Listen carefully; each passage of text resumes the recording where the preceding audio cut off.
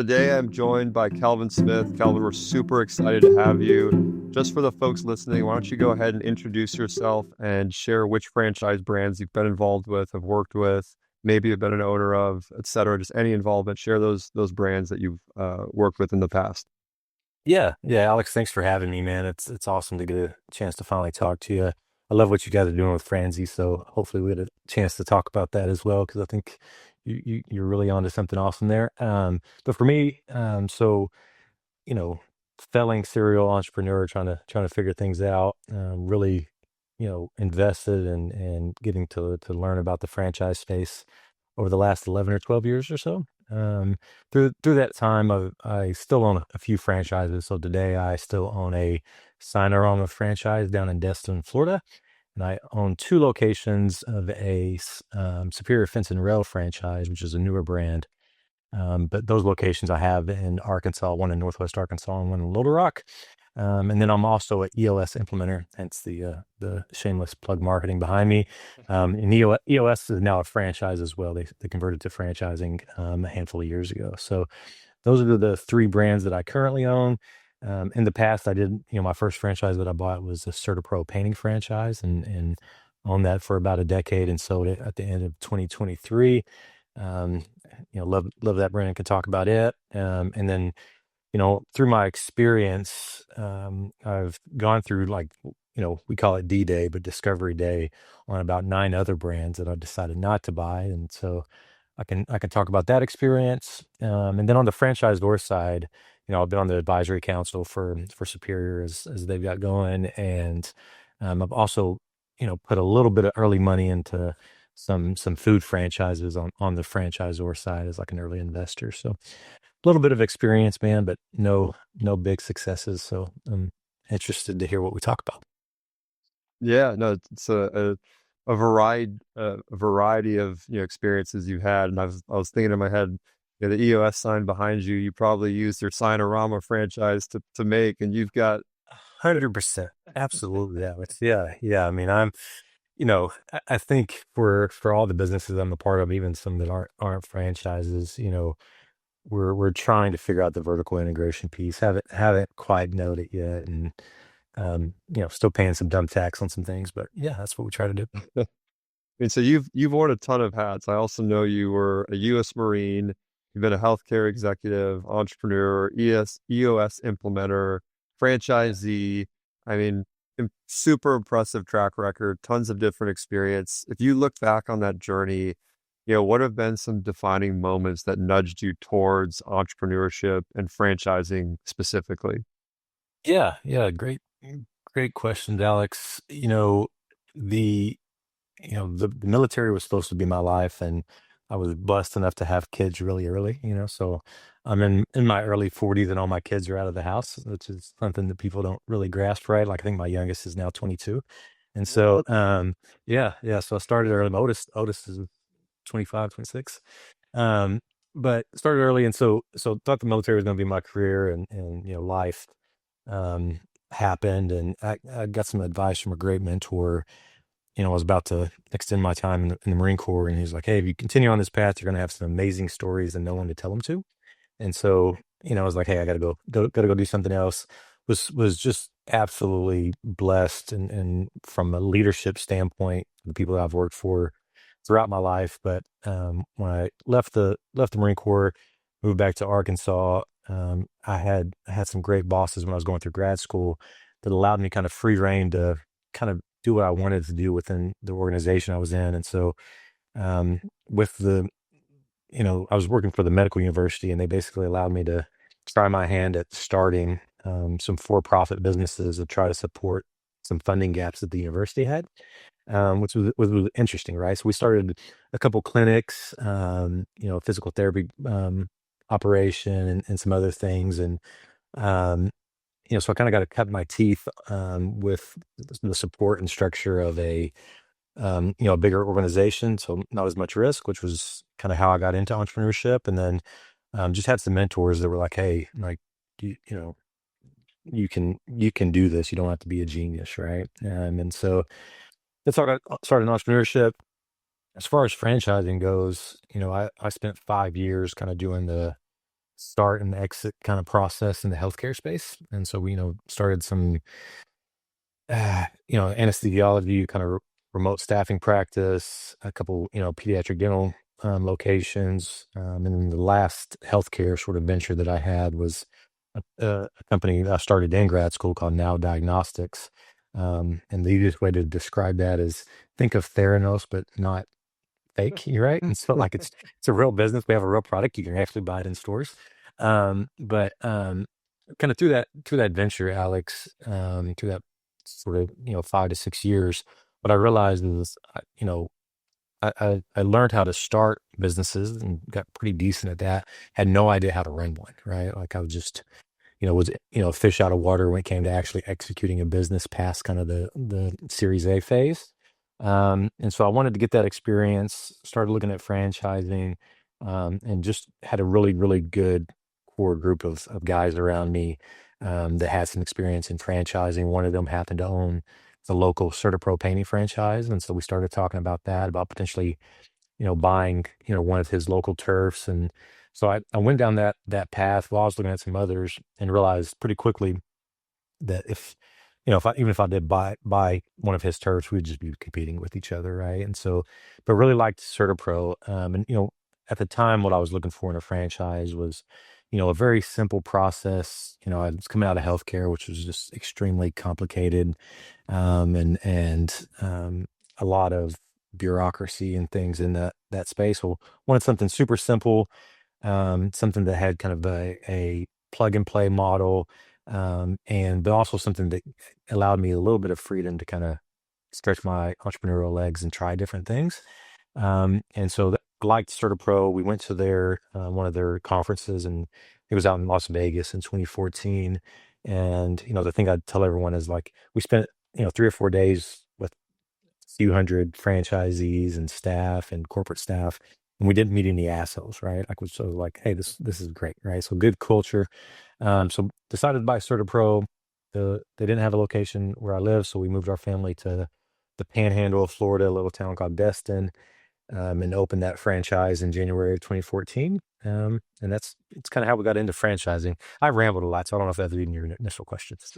No, that was super helpful. It was really understanding how did you get into the world of franchising, and that was Yeah, super helpful. yeah, And I know Sinorama eventually came and Superior Fence and Rail. yeah. Was there a moment for you as you go throughout this journey where franchising just clicked for you and you're like, this is the model for me? And I guess what was that moment? What did it feel like? How did you know it? Yeah, yeah. The thing that I realized in the years owning Certapro, and then again paying some dumb tax through that, but also in the years before, you know, the hardest part from in my experience of any business is the 0 to 1, right? So figuring out the model, the concept, the target market, all these things are really, really difficult. And if you're doing that on your own, kind of outside of the franchise space, you're guessing at a lot of crap, right? And you're hoping, I always say hope's not a strategy, right? But you're hoping that these guesses that you're making are gonna pay off for what you're trying to accomplish. And what franchises, at least from my perspective, allows you to do is, shorten that learning curve, reduce the amount of dumb tax you're paying really in that 0 to 1 space. And it gives you an opportunity to kind of get into the business, get the business flowing, and, start a revenue generating viable, hopefully profitable operation without a lot of the hope and kind of being a part of that. Right. So just that's what I learned, through my first decade of owning franchises, and I can, happy to bore you with the stories about why we bought more, but I still believe to this day, and I have a ton of friends coming out of the military. Really, over the last couple of years, I've helped a number of them, get connected to franchises, and now they own some. Because I think it's a great model for someone that doesn't have the the exact understanding of, hey, this is what I want to do, but I know I want to own my business. I can't imagine something besides franchising working better. That's a great answer. I agree. Like when I first got into it myself, you kind of have these preconceived notions around, oh, it's just McDonald's, it's just Subway, it's going to cost $3 million. And then you realize there's 4,000 brands out there and everything from a 50K opportunity or even 10K, I think in some cases, up to a $5 million swim school. Is there really is something for everyone. I'm curious, now that you've got three different brands, or four different brands really that you're working on, are you constantly on the lookout for new concepts to invest in? Or are you more looking at how do I build on, territory or concepts that you're already in? Yeah, yeah, absolutely. And I can talk about the struggles we've had kind of expanding to different brands. My vision early on, Alex, um, as we started looking, this was probably 2018 is when we started looking at other opportunities, 2019 in that realm. The Certapro franchise we'd got, established, had an amazing team, and I realized, thankfully using EOS, I realized pretty quickly that, me being the integrator in that business still, I was just causing distractions and, really I wasn't adding value. I was probably hurting more than I was involved, right? And so I was like, hey, we've proven this here. We've got a great team. Let's go look at some other options. And that's when we started exploring different brands. And the reason for that is, again, we understood, hey, if we make this investment, we find the right opportunity, we can shorten the dump tax on getting 0 to 1, get another viable business going. And the idea at that time was just to repeat that process, right? The challenges that we ran into is I underestimated and maybe forgot in some ways how hard building that core team is, right? Hmm. And so examples in our early days with Sinorama and Superior, which are both great brands, and can't say enough positive things about either one of those. Our first few years in those businesses, man, we were burning money, right? And the reason was, I tried to apply the same sort of principles and hands-off approach to those businesses as I have with my Certapro, but I didn't have the same core team and trust and all that. So we had a bunch of inexperienced people in brands that I wasn't as familiar with because I didn't take the time to really dive in and be hands-on and to kind of become the expert. And so I had these teams operating without a lot of support and guidance. And in my experience, no matter how great the franchise, brand is, the corporate staff is, the support, the business in a box is, if you don't have the right people and you're not giving it the right support, it's going to be very hard to be successful. So, um, yeah. So long ramble to say, I still firmly believe that there's a path for franchisees that are interested in scaling and getting outside of the single unit, single brand operation to either grow multiple locations within the same brand, which is probably the easier path, right? But you don't have quite the same diversity and investment, risk mitigation that you would with owning multiple brands. But to do that, you got to have a great team. And in my experience, you really, at least in the early days, you still have to be the operator so you can learn and then you can lead the team that you do put in place, right? So again, I think I rambled on past your question. But Hopefully that answers some of it. Yeah. no, it's super helpful. I think something you said I completely agree with too is when we have potential franchisees coming through Franzi and our platform, something I tell people all the time is you can open one territory or one location and it'll be good supplemental income. In some cases, if it's the right concept, it could replace your, 9 to 5 income. But if you're really looking to build wealth, you have to do 2, 3, 4, territories or units of that same concept, or have a portfolio of brands where it's 2 or 3 different revenue streams. Otherwise, I think it's too hard to truly build, life altering or, you know, life changing, wealth and franchising unless you're going for mini empire building. It doesn't have to be 100 units. It doesn't even have to be 20, but 3 to 10 can really make a difference.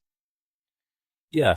Yeah. I mean, it depends on the brand and the space in my experience for sure, Alex. Let's use Certapro as an example. It's typically a 250 to $300,000 investment. Obviously, a lot of that's can be borrowed, and there's awesome financing opportunities, right?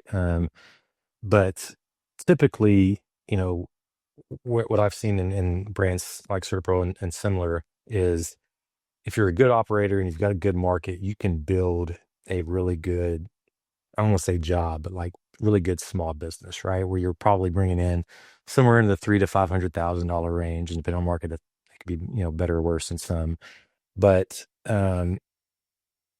that's kind of it, right? And you're kind of capped at that.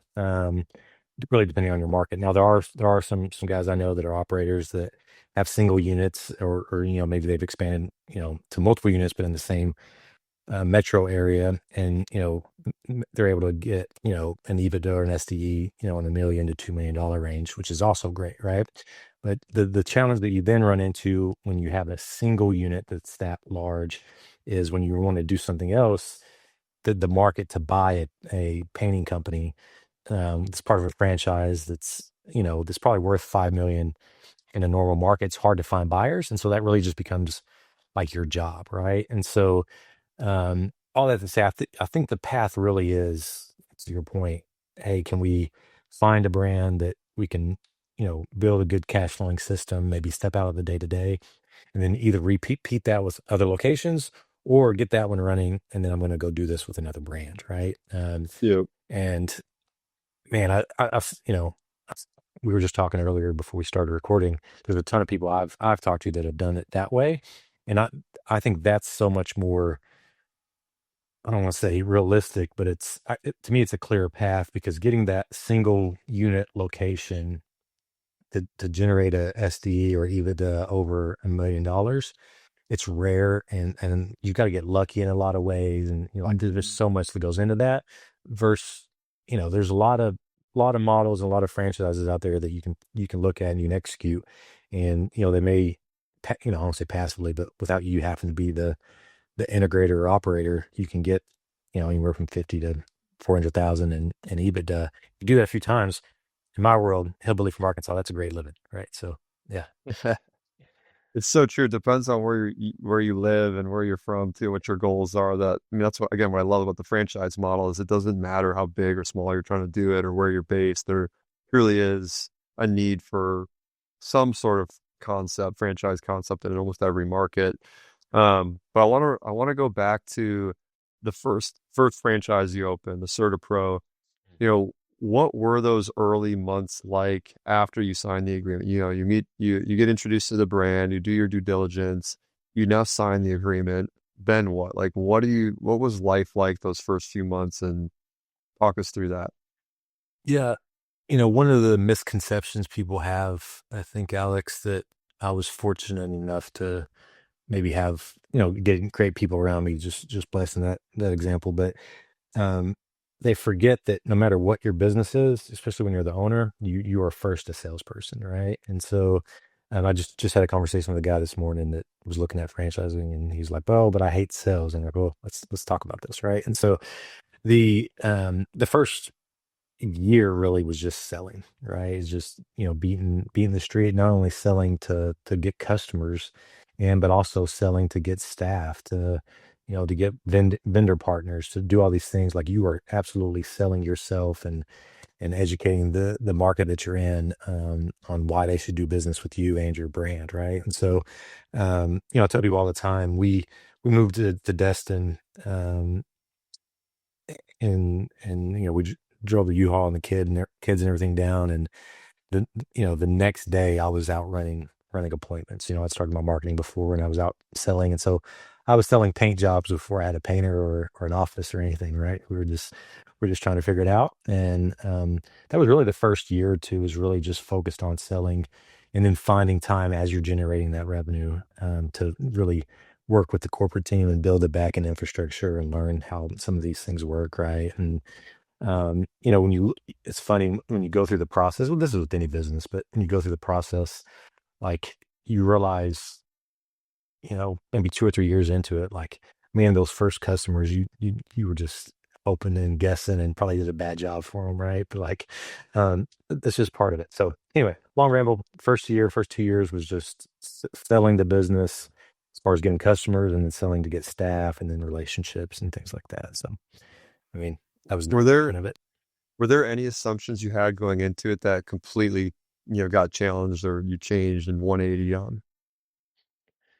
Not in the early years. I think for me, Alex, the shift in mindset happened kind of later on, where, you know, the challenge with some brands, and this isn't anything negative franchise for franchises, it's just the reality is, in my experience, at least the brands I've been associated with, they add a ton of value. Again, we talked about it in that 0 to 1, even to like, maybe up to 2 to 3 million in revenue or whatever. Like there's some sort of milestone where you're like, man, I'm so glad I bought the franchise because it really helped me shorten this learning curve, reduce my dumb tax, and got me to a good, viable, profitable business where I've got a good, comfortable life, right?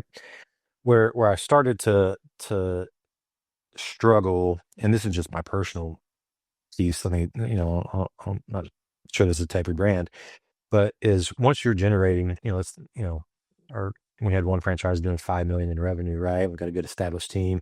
And then you look and you're like, man, I'm paying the franchisor $800,000 a year, right? Like, and then you start to second guess things, right? And it's easy to forget, hey, I wasn't paying them crap when I started, right? Maybe they were getting 80 grand a year from me, but now, you forget that why you bought the franchise and all the things that come with that support, not just from the franchisor, but your franchisee peer group, in my experience, has been the most invaluable thing in any of our businesses is learning from the other franchisees. And so, long ramble to say, I think where I did a 180 and maybe have even switched back a couple times is, hey, was the franchise the right way to go, or should I have done this myself?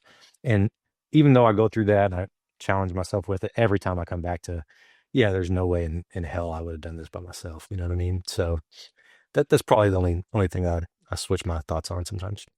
Yeah, I think that's good advice. I think any business venture, startup, franchise, real estate portfolio, it's like if you want to go fast, go alone. If you want to go far, go together. And having a partner, group of advisors or mentors is an absolute game changer. Um, One thing I wanted to ask you about is, we've been talking about this a little bit, is you've got a number of franchise businesses, you're doing EOS.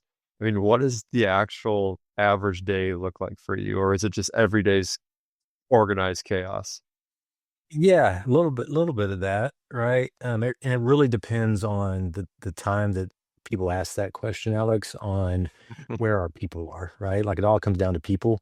In the businesses I'm invested in, they're very people driven. There's not very much automation and, trade services specifically, right? Like it is very, human kind of involvement. And so when we have really good integrators and we're, in all of our businesses, we use EOS, and Certapro as a corporate team now, and they've done it for a number of years, uses a version of EOS. Like it's really built off of, I don't know if you're familiar with the Table Group, but Patrick Macione, like it's kind of their model, with Superior as a brand now, and Power, I think in general, that adopted EOS as kind of a rollout to other franchisees. And so, again, shameless plug here, but like when we as individual franchisees, when we have really good, strong bought-in integrators, whether they're partners or just, you know, you know, um, profit sharing kind of partners, we've got that right person and we're following the system as far as,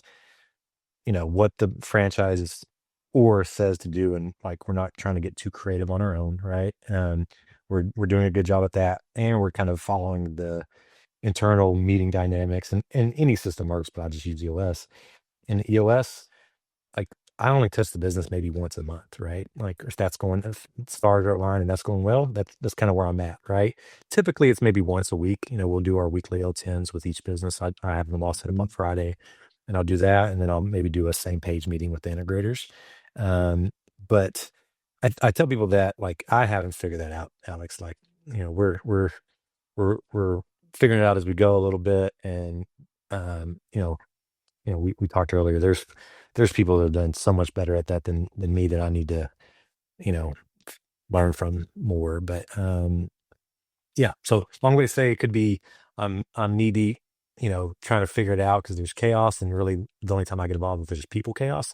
But then there's sometimes where, like literally, it can be one day a month if things are turning well, that I have to engage in the business. So That does was that kind of answer your question? Yeah. definitely, that was part of my next question too, is like when you do have competing priorities across everything you've got going on, how do you determine which thing gets your attention? And you answered some of this already. I was gonna ask, are you using some sort of framework or parts of EOS or systems that help you say, hey, here's these 5 competing priorities, which one gets Calvin's attention first?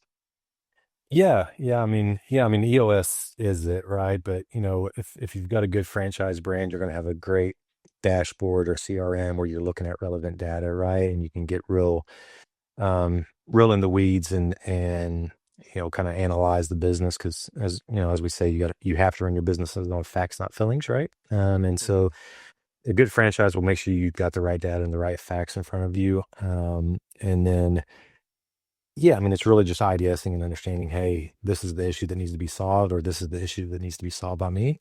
And one of the things that I'm still figuring out, and I haven't solved yet, Alex, is the balance of understanding, quality of life versus income, right? And like I tell people all the time, hey, if I had one franchise on an individual basis, that individual franchise would be, I feel like, because I've got confidence in myself, it would be higher performing as an individual unit, right? Because I'd be involved, I'd be there every day, drinking the Kool-Aid, being the drum. And so, for example, our Sinorama franchise, I know, we could probably be doing 2 to 3x what we are now if I was just focused on that, right? Mhm. But quality of life, it's just not what I want to do right now, and I'm probably not the best person for it. So the challenge is finding that right person, and again, we call it an integrator, but GM, whatever, that that can be the eyes, ears, being the drum, make sure the train runs on time while you're not there. And then when there is an issue, you know, ideally all I am is just a sounding board and saying, hey, maybe you could try this.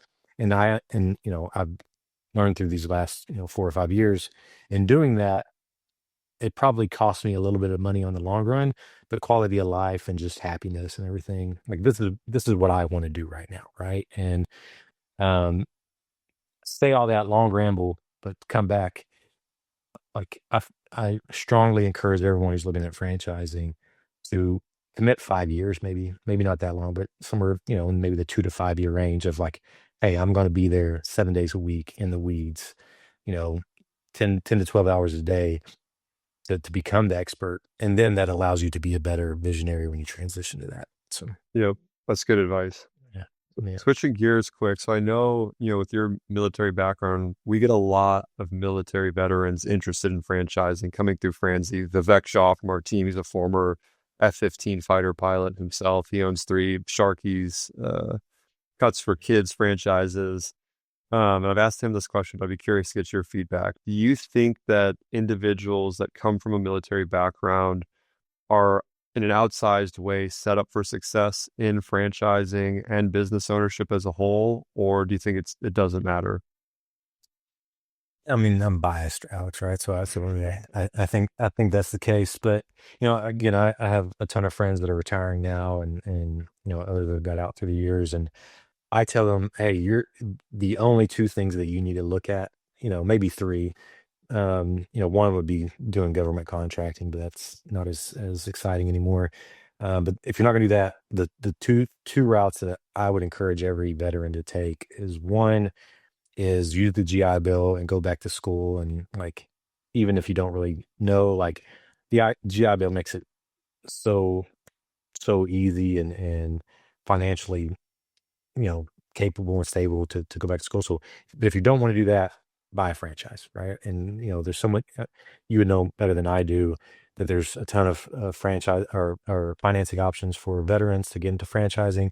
But, you know, you, in the military, at least in my experience, what it really taught me is just how to work really really hard and not accept the first 1 or 2 or 3 obstacles towards completing some goal or you know Hmm. um, objective as like a stopping point, right? Like when Marine Corps we said semper gummy, be always flexible, right? Like you're used to dealing with chaos and stress and things not working the way you want to and all that, and a lot of people that come from the corporate world don't know how to handle that, right? And so I think the just the mindset of, hey, I know I'm going to outwork everybody, and I know if there's a challenge, I'm going to figure out how to solve it, no matter what. like that plays a big part of it. And then the other piece, and this is where, I've seen people probably do better than I have in franchising, is, trusting the process and really buying in to like what the franchisor is providing and like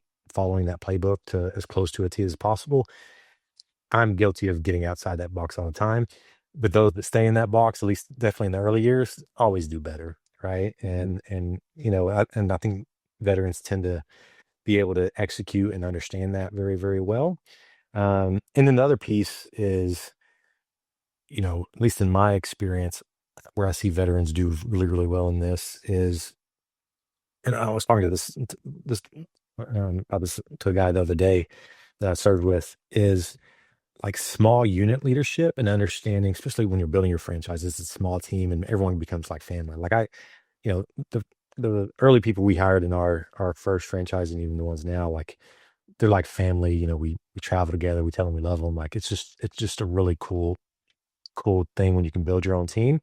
And I think veterans really understand that model because most of us worked in some sort of small unit, and we were together 24 hours a day for years. And so like you understand, hey, there's a person here and there's this objective, but we can mend that and we can build really good relationships and you can create a lot of loyalty with that. Right. And Mhm. so I think veterans kind of have a unique perspective on that because they've worked in like really good small teams and like know how to operate in that. And so I think that for me has been, the work ethic, understanding that, the objective is the objective regardless of the obstacles, and then working really good with, in a small unit, close knit, you know, environment through those stressful times. Like I think those are probably the three things that I would call out as far as the advantage.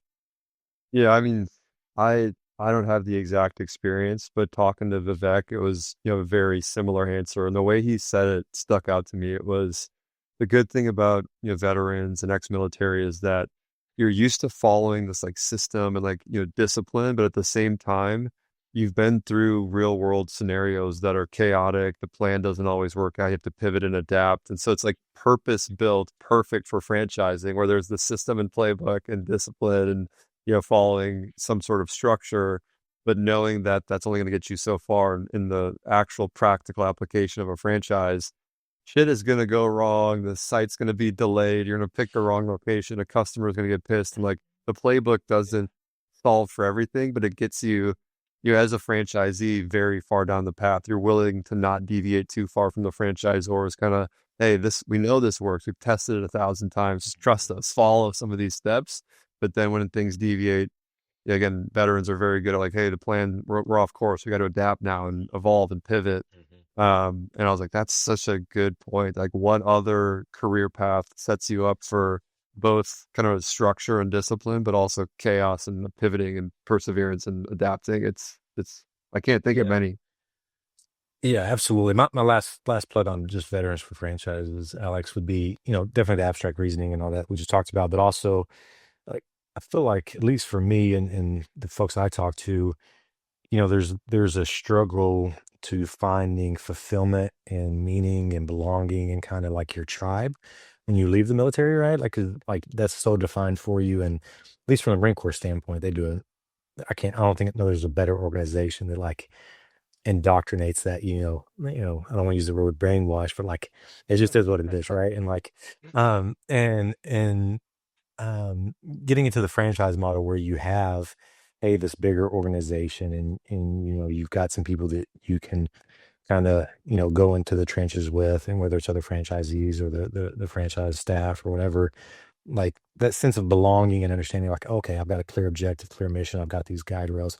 It just makes a lot of sense. And so again, that's why I tell everyone coming out of the military, if you're not going to use the job bill and go to school, just buy a franchise, right? And like that learning experience, especially with all the financing options, I feel like is a no brainer for people. And I just wish more people felt confident in taking that leap. Yeah. All right, well, coming towards the end now of our episode, really want to do three, rapid fire questions for you. Sure. Feel free to take a few seconds to think about them as we're going. But the first one is, you've seen both sides of the entrepreneurial table. You've worked with a number of other operators as well through EOS. What is the one thing you think people still get wrong about franchising? So I'll answer it in two, and I'll just go back to the first one is understanding that you have to be a salesperson, right? Like that, it doesn't matter your role or the business. Like there's some sales involved, and at some point, again, whether you're selling to clients, you're selling to vendor partners, or you're selling to people to come work with you, you've got to be a salesman. So that's one. The other piece is that you know, and I haven't had a lot of experience with this, but typically where I see franchisees have a hard time. It's two scenarios. One is that they come in and they think that they are in like a corporate environment, that they're their own business, right? And you can't have both. You are either the operator and you're the one out there, you know, beating the drum and making sure the trains run on time and growing and developing this business with some back end support from the franchisor and the network, but they're not doing it for you, right? I don't know of a franchise, at least I've never looked at one. There may be some out there that like does everything for you and you just got to show up, right? Like that just doesn't exist. And so a lot of guardrails, a lot of support, but like you still have to build and run and operate your business. And the success and failure at the end of the day is going to be on you, right? Like this isn't, you can't blame the franchisor if your business sucks, right? Like it sucks. You got to figure it out, right? So there's that part. And then just on the last piece, and this is why I'm so excited about what you guys are doing with Franzi, is the franchise ecosystem in a lot of ways, is a little archaic and it's not always set up to create win-win-wins, right? And what I mean by that is there's there's people in the franchise ecosystem where their job is to get like they get compensated how they pay their family, what their best interest is to sell franchises, right? And Mhm. not necessarily to sell franchises for the right person in the right market at the right time and all these things, right? And so the second thing I think people misunderstand and really need to do their due diligence, and again, this is why, I was excited to learn about what you guys are doing, is, you really, you have to be the one doing the research, having the right Mhm. conversations, asking the hard questions. And like, I think the due diligence component is is absolutely as crucial, if not more, than how good you are going to be as an operator, right? And Mhm. so I've seen plenty of people buy the wrong franchise, and either it wasn't the right fit for them. For example, one of the franchises I own, there was a couple in California, awesome people. I think we hung out a lot at one of the conferences, but they were dentists and they bought a trade service franchise, and they were told by their franchise recruiter broker, it was outside of the brand, it was a separate company, that they could run their trade service franchise out of their dentist office, right? And so there was no scenario where that was going to work, right? And so like that's one example. And the other example is, especially as as brands get more seasoned and you know the recruiters get paid off new turf sales, they start it happens in a lot of brands. The brands can start divvying up turfs and kind of consolidating to where the DMA or the market may not make sense for a single unit operation, right? It could be a good add-on to a larger one, or it could make sense with, hey, if you're buying five of these, it could work. But the market's the market, and it's hard to change that. So um, anyway, long ramble to say the two things that I think people get wrong about it is you have to be the sales guy and you absolutely have to be the operator. Success and failure is entirely on your shoulders, regardless of what the franchise brand does.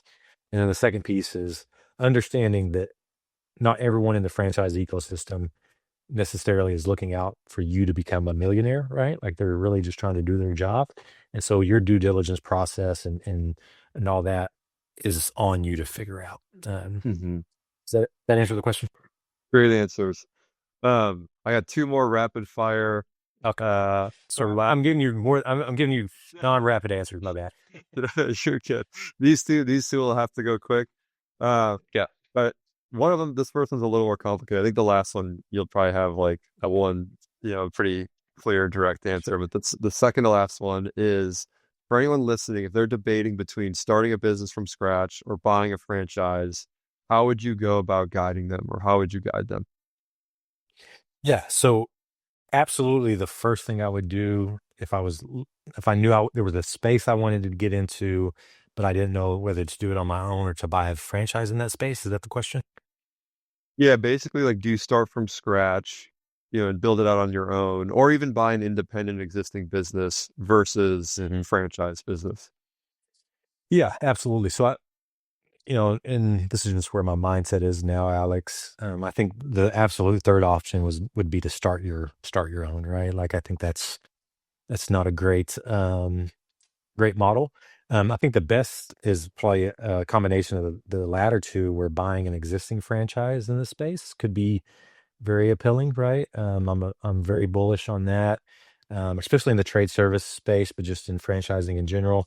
We've all seen the million pieces of data and the posts that are out there where there's an entire generation of folks who um, I think you kind of have coins it as they're old, sick, and tired and hate their kids, right? And so like there's a ton of people that bought franchises in like the 90s or early 2000s or maybe in the later 2000s that are looking to retire now, right? And they've got to figure out their exit strategy. They maybe haven't put a lot of thought into that.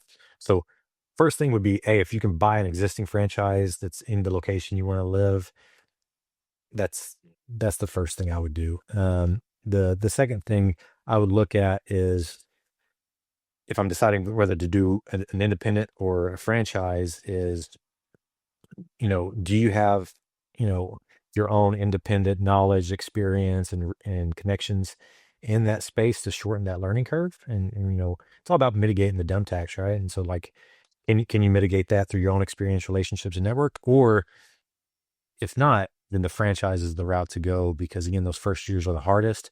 And, you know, it's, I have yet to see a franchise that understands what they're doing. And, if you can find it in the right market and all those things, where it's not worth the franchise fee and the royalty to get through those early years. Right. So Yep. yeah, not a rapid fire answer, but yeah, that's where I go. All right, last one for everyone. It's what is the one thing you wish you'd known before buying your first franchise? I wish I would have done more due diligence, right, and looked at some other brands. I kind of followed the path of my connections and network, and I really didn't got excited about one thing and didn't explore. But I wish I would have did more due diligence on just the opportunities. As you said it earlier, there's 4,000 brands out there right now. I don't know how many you guys have on Franzi, but I'm sure there was a ton of options, right? And so Got them all. um, got them all awesome, right? So like, just I would have taken the time and really done a lot more work on that. And then the second piece, once I decided on the brand and was ready to pull the trigger, I would have taken the time to do a lot more due diligence and really build my network with the franchisee community that was in that network, right? And what I've done now, and this is, I know we're out of time, but what I encourage everyone to do, and this is what I do with people that come to me and ask about franchises, and usually I'll get on the phone and call the first handful with them. Pick 50 to 100 franchisees. If there's less, then make it less, but 50 to 100 franchisees that are in that space, and hit them all on LinkedIn, call their office, and just say, "Hey, I'm looking at this. Let's have a conversation," right? And the reason I tell people to do that is you're going to get a lot more data points that are much more open, honest, and transparent than what the franchisor is saying. Hey, call these people that we really, really like and that we know really like us, and Yeah. let them tell you all the good things, right? Um, a great example of this, and I'll give a shameless plug, and then I know we got to wrap up. A buddy of mine was retired from the Marine Corps. He was looking at franchising, and we found a Zooming Grooming, which is a mobile dog grooming franchise, right? Um, so I just he was out in South Carolina, so we just got on a meeting like this, and I just started calling every franchise and was like, "Hey, I'm looking at buying this. Can you tell me the pluses and minuses?" And what I told him was, if they're having success and they're not just seeming like they're pulling their hair out, that's a positive. But the real thing I look at is how transparent are they, right? Like how open and honest are they? Not about just a franchisee franchisor relationship, but about their books, right? Like, Hmm. if anyone asks me about my businesses, I'll send them a P&L and be like, "Hey, this is kind of what we did," right? Like, it Yep. just is what it is. If you get that, then you're probably on to something really good. If they're confident enough to be transparent about the numbers, then typically people don't want to tell you if they're not making money, right? So yeah. That's a really good point. I mean, like the secret shopping matters so much, finding the ones that the franchisor isn't, teeing up on a silver platter. And that'd be true for, a job or a team you might want to go join. You do want a back channel or a person you might be hiring, same thing. And it's this idea of go do the full due diligence, not just the like what's convenient or teed up for you diligence. Um, Great advice. Well, but I know, for the folks listening, if they want to follow you or connect with you, where can they find you? An email address, a LinkedIn, is there social media handles, anything you want to share? Yeah, yeah. Just connect with me on LinkedIn. I'm extremely active on there.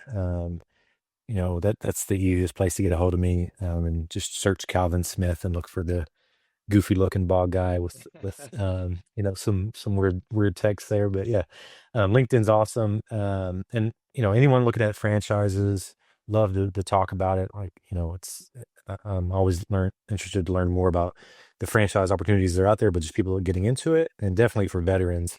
Um, reach out to me if they're interested in it. Just because I've built a good network of connections in the veteran franchise space through the years, and happy to share those.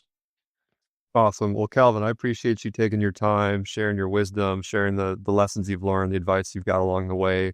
I know there's a ton of people that check out Franzi and look into what we're doing, and some of them don't know where to start. Some of them have done diligence, but need that push, and just appreciate you coming on and sharing your experience.